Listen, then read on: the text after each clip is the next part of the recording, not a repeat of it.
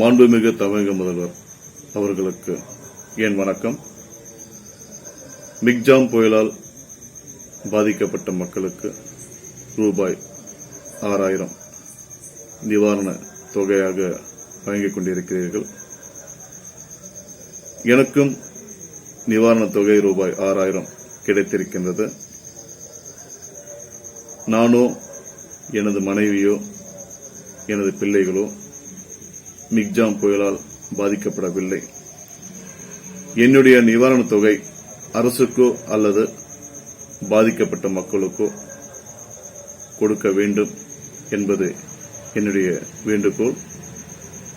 அயப்பாக்கம் பகுதியில் அன்னை தெரேசா தெருவில்